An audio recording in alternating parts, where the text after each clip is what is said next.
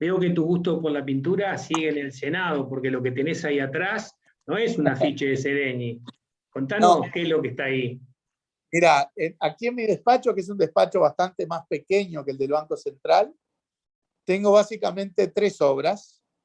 Una, enfrente, que tú no la ves, es una naturaleza muerta de Augusto Torres, que me gusta mucho.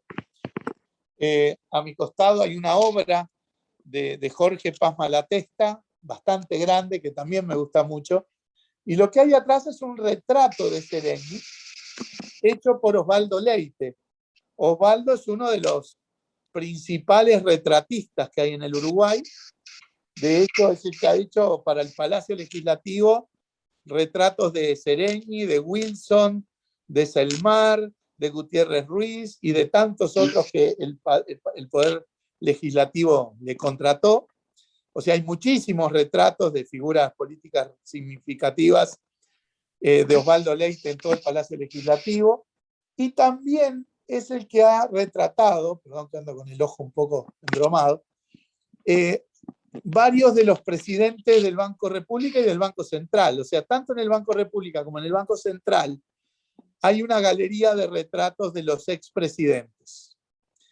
En el Banco Central te diría que los primeros, empezando por Enrique Iglesias, que fue el primer presidente formal del Banco Central, había muchos retratos de Curto, después hubo alguno de Tonelli, en fin, y hay varios de Osvaldo Leite.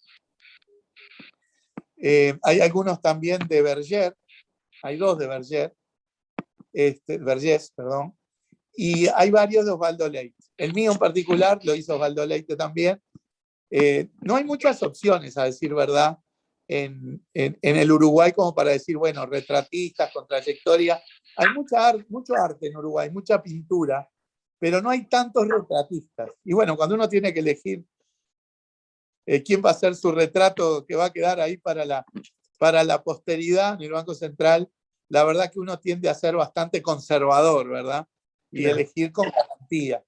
Creo que lo lindo de Leite es que no es un retrato fotográfico, sino que es un retrato artístico, que a mí eso me atrae bastante. Y bueno, en algún momento Leite también hizo un segundo retrato de Seregni, que es el que tengo aquí atrás, que ahora es de mi propiedad, digamos, que no es el del Palacio Legislativo. En el Palacio hay otro hecho por Seregni, que es más grande que este. Bueno, pero este me gusta mucho, lo hizo Leite.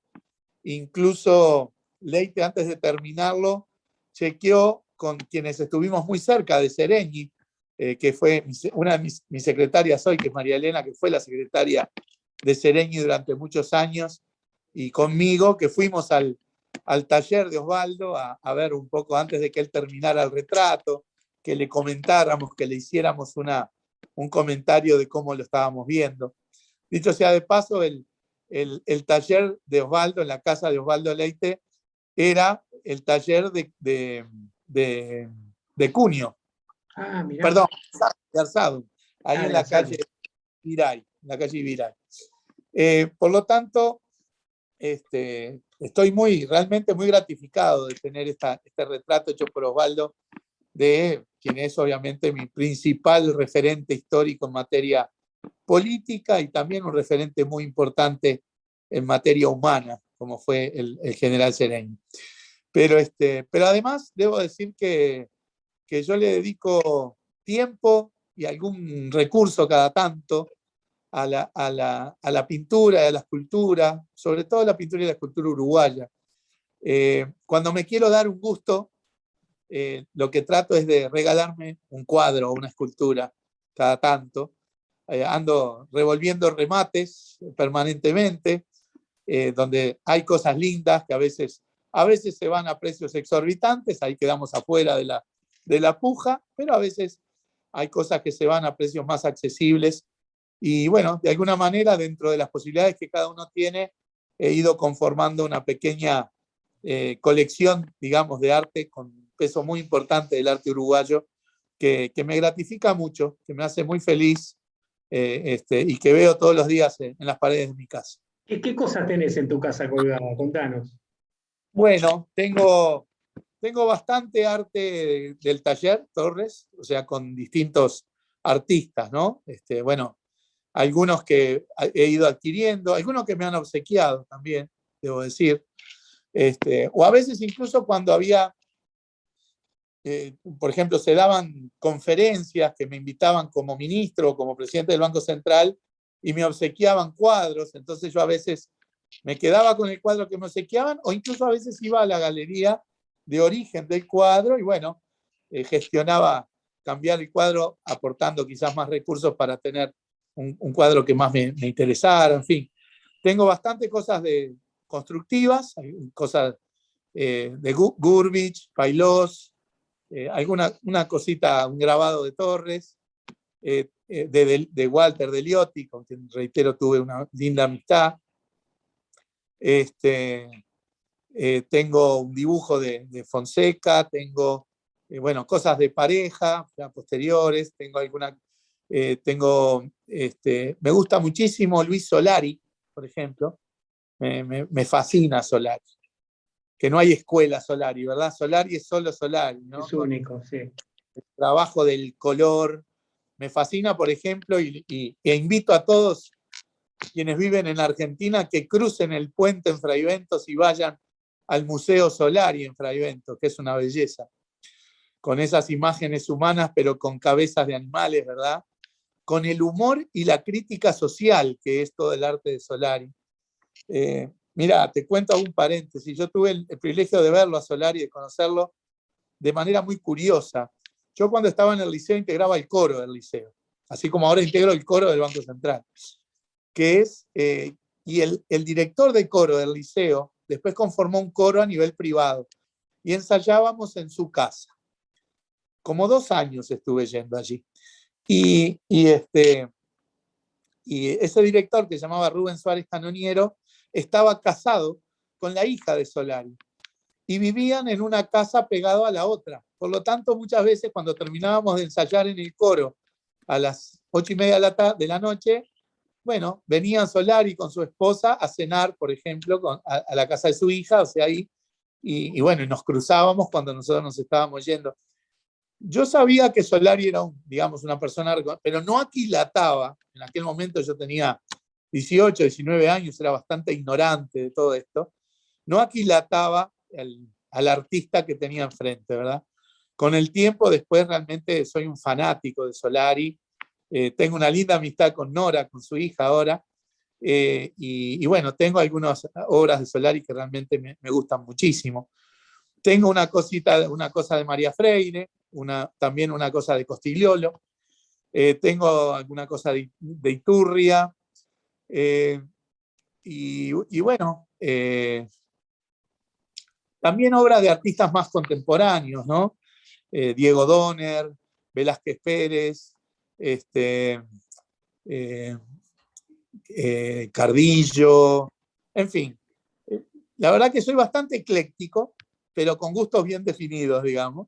O sea, me he ido educando a base de ver obra, de ir por museos, sobre todo cuando yo vivía en Estados Unidos, cuando hice el doctorado allá en California, en Berkeley, tuve oportunidad de viajar y después también con las tareas del banco y el ministerio también tuve oportunidad de viajar bastante. Y bueno, mis viajes eran caminar ciudades y hacer museos.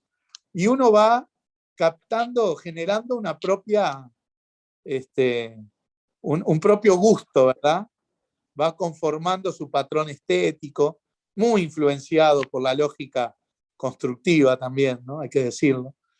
Pero bueno, tengo un patrón bastante definido de gusto y dentro de lo posible voy armando esta colección que me gratifica mucho. Mario, entiendo que cantás. ¿También te dedicas a pintar también? ¿O tocaste algo en masa para hacer esculturas? No. No, cantaba en coro, canto en coro, rasco la guitarra un poco, pero a nivel íntimo, familiar, nada fuera de. En las campañas electorales, sí, a veces en algún comité me dicen, bueno, dale, canta una canción, no sé qué, pues.